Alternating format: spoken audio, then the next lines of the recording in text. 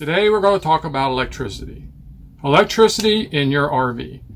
Now most RVs come with 30 amp, 50 amp, and 12 volt electricity. What are these used for? They're used for things like keeping your refrigerator running, or running your air conditioner, or keeping your hot water tank hot. But you also have propane, which whereas the 12 volt comes in handy. 12 volt will keep your LED lights running. It'll keep your furnace ignited with the propane, and some refrigerators, it'll keep that ignited as well so that your refrigerator and your freezer stays cold. Now, here's what we had when we went to Florida here recently, that our main 30 amp kept breaking down. So what happened is that we were running the camper, and we found out with the 30 amp that it was tripping because there was too much load.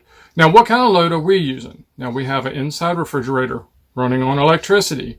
We have a hot water tank running on electricity. We have an outside refrigerator running on electricity. We have all kinds of things with the kids running on electricity, charging their cell phones, watching their tablets, playing on computers. All this stuff running off of 30 amps. Now, what does that mean? How does that keep tripping our main 30 amp breaker inside the RV itself?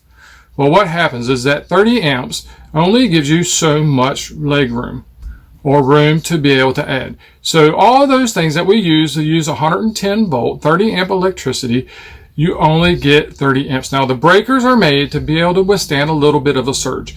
That means that a 30 amp breaker can run about 36 amps for just a moment before that breaker trips. Now, on a constant basis, as if it gets hot enough that the breaker will trip.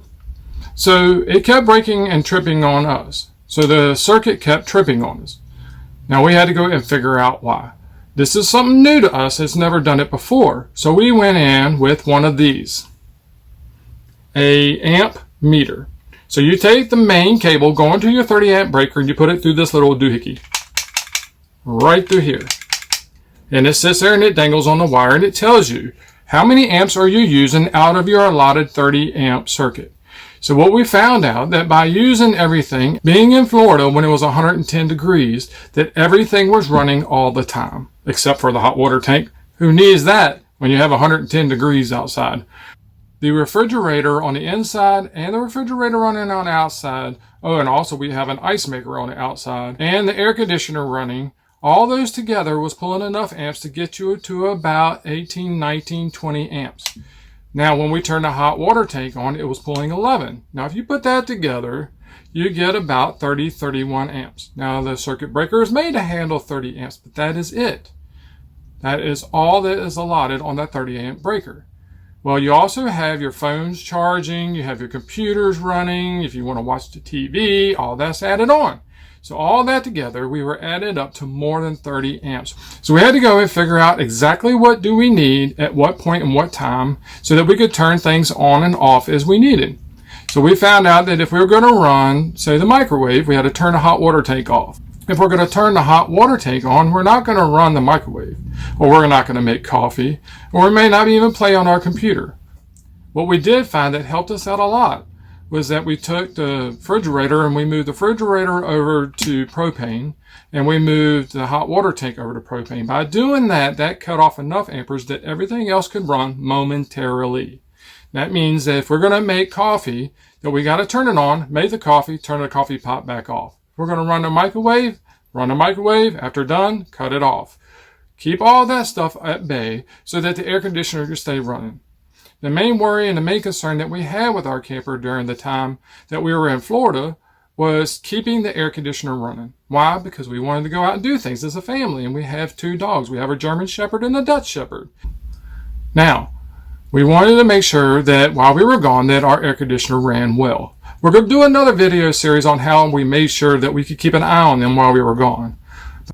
So to ensure that our 30 amp didn't break and that we could be comfortable with being able to leave and knowing that the air conditioner would run, when we left, we kept what we needed to on propane that could run on propane, the refrigerator and the hot water tank. Not necessarily a hot water tank, didn't really need that while we were gone, but it would be nice to have hot water when we got back. So we cut all that stuff back and we made sure that we had enough amperage. By using the amp meter, I was able to check to make sure that we had enough amperage to be able to run the air conditioner constantly without tripping.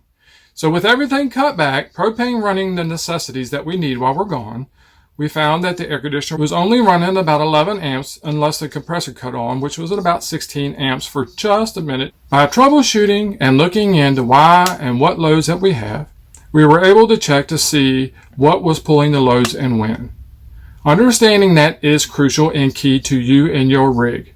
Understanding what its needs are based off of what electricity that you have coming to it in its supplied amount. Now, bigger rigs that have 50 amps may be running 2, 3 air conditioners and a whole bunch of other things. Understand your capacities before you get out there and get stuck or have an issue and it's 110 degrees outside and you have no way to keep your rig cool. Understanding those things is key, as well as keeping your rig safe. I hope this information was useful, and if you have any follow-up questions, please leave it in the comments below. If you have any additional support or any additional information that could go with this, great. Please add it below as well for others to read and to learn by. That's what we're here for. This is what the community is for. Y'all have a beautiful day. Thank you.